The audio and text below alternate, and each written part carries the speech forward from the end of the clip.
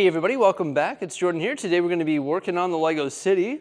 We've been sort of hopping all over the place, haven't we? Did a lot of stuff in the downtown core over there. We just moved in Ninjago. We were working on the residential. Did a little bit of zoo stuff. Of course, we did the subway and started working on the deep sea area as well. And guess what? We're going to skip again and we're going to go over here to the countryside. So we've got this awesome mountain, which still needs some work, and the surrounding area as well, along with the gravel road. But today I want to continue working on this really neat river that I built a base construction for not too long ago. It's got almost 10 bricks of height on the banks or on the side of the river on either side, which is just so cool. I love that height effect. But today we're going to work on actually completing the details of this river that meanders through here with all of the trans light blue tiles and the slopes and the rock work and all that different stuff that's sort of going to make it look really cool and natural. Also, we've got this gravel road that angles here and it goes up at an angle and then it stops. We've got to create a 24 stud bridge which is going to bring it to the other side. This is going to seem sort of weird, but the first thing I did was actually filled in all the available space next to the black plate with colorful plate. The reason I did that is because when I start laying slopes or rock panels in here, I want those to be at the same height as the black plate, because if it was sunken underneath and then you put the water tile on top, it's going to look sort of weird. So yeah, it used a lot of plate, but it was necessary to get the right effect. Blending in the side of the creek bed, decided to use these rock panels just because they do the job so quickly.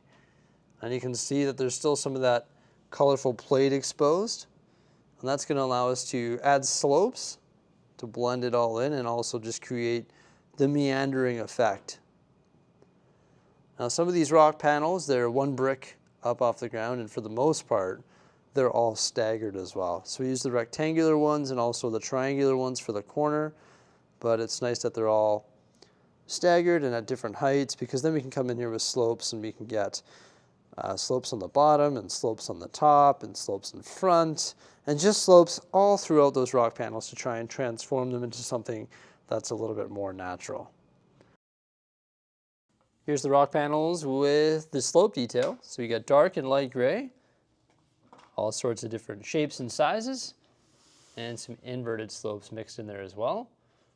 And it was also like bolstered up around the edges in some areas just to give it a little bit more curvature, so it sort of meanders through this canyon here. So you've still got to add more detail, such as the cheese slopes, some vegetation, wildlife, and of course the trans light blue tiles for the water. That definitely makes a pretty big difference there. Still think we need to add more color to the rocks. I don't want to get too colored away because sometimes less is more. But I think if we add some greens and browns and some of the flat spots, it might look pretty neat and just give it a more of a natural feel. But I love the look of the water. As you can see, it's 1x2 plates and also 1x2 tiles, giving it just a little bit of motion, a little bit of texture. All of them are interlocked and they're all moving in the same direction, so the water is sort of flowing through this canyon.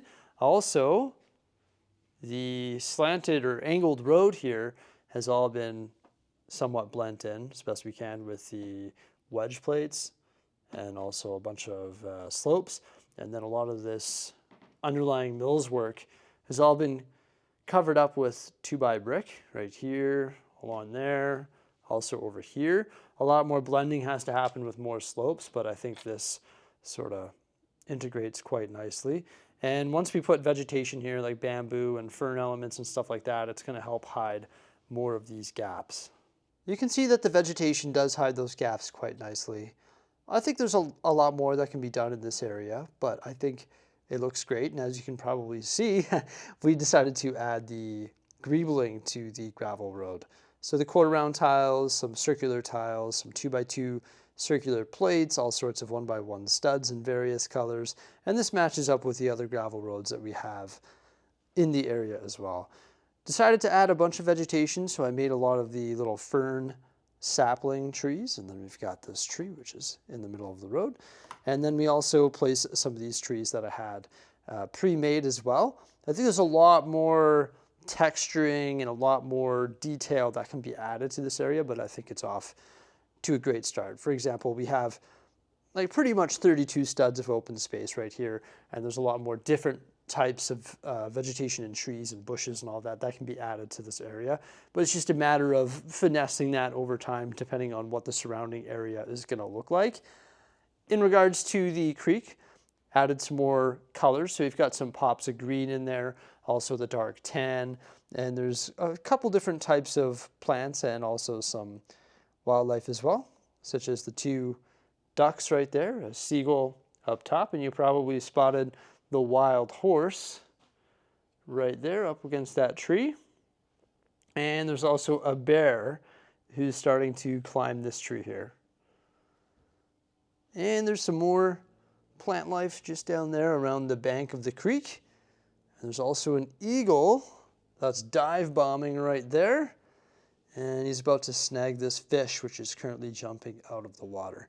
So I think there's a lot more storytelling and stuff that we can do in this area as well with wildlife. And I also have this large crater over here, and it might be pretty neat to put some sort of like asteroid that's come down and hit right there. Maybe change some of this green color because of course there's a lot of green in this area, but it'd be nice to have like a big asteroid coming down. You have like scientists looking at it, people pulled over having to look at it there. I think that would be pretty cool.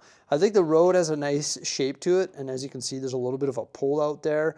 All of these wedge plates have been tacked down before they were just sitting there loosely, so that makes me feel pretty good. Unfortunately, I don't have a whole lot of wedge plates in other colors, such as dark green and also like dark and light gray, but I do have some in dark tan, so you'll see those scattered all throughout as well, mostly on the top here.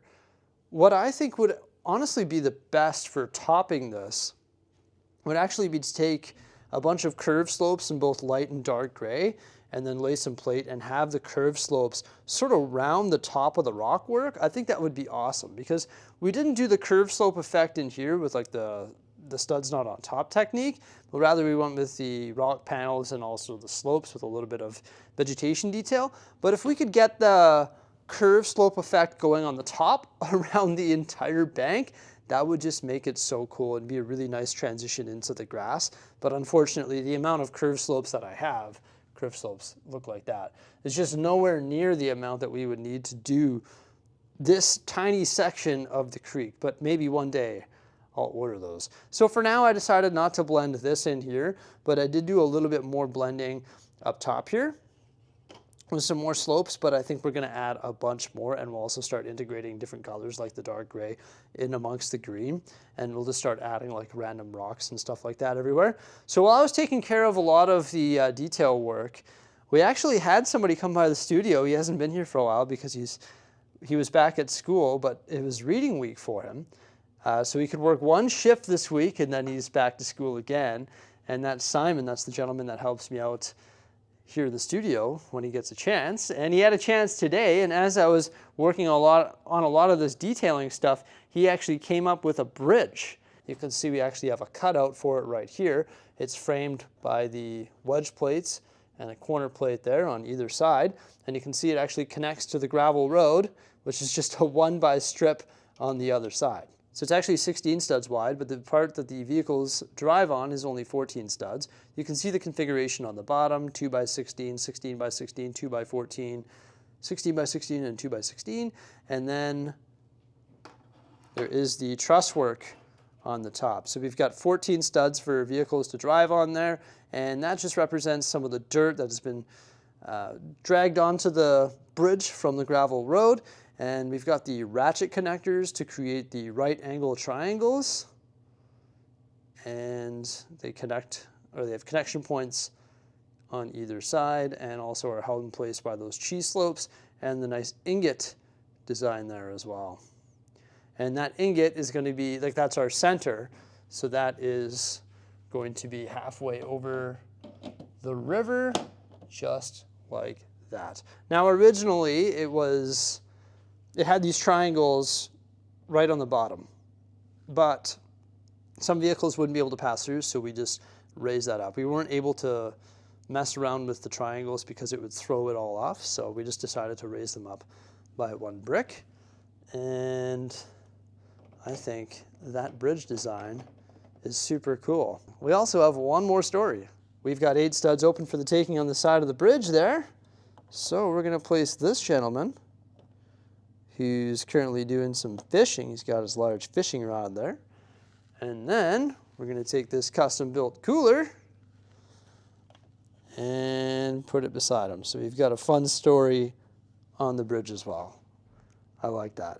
There's still a lot of work that has to happen here in the Lego city as well. For example, I want to slide this A-frame cabin back 48 studs and raise up the millswork underneath so it matches the height of these modules here. And that's going to give this area more space so I can widen this creek here and match the height as well and have that come through here and of course link up to this creek in front of the airstrip. Now the creek is widened over here, but it's not widened by the airstrip. So I also have to modify all of that and raise up all this ground as well. Now I think this looks really good here. I have to determine what's going to happen here and where this river is going to continue. And maybe looking at it here, it might get modified actually. I might shorten this wall and have it turn and just meander a little bit more rather than having this such a right angle there. But it's really hard to say because I don't really know what exactly is going to go down in this area. It would be pretty funny if I modified it, but I do think this is a nice sort of angle there that it goes straight underneath the bridge and then it can sort of meander through the countryside eventually.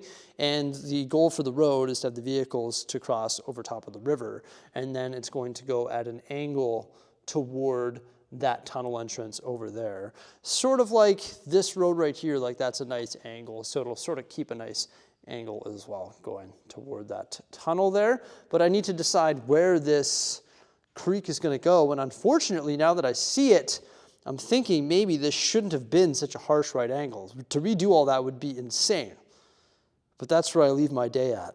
Thinking about that, I guess. Everybody, I hope you enjoyed this video. I think we made some great progress here in the countryside. And please remember to like, subscribe, and stay tuned for some more great stuff. All right, farewell.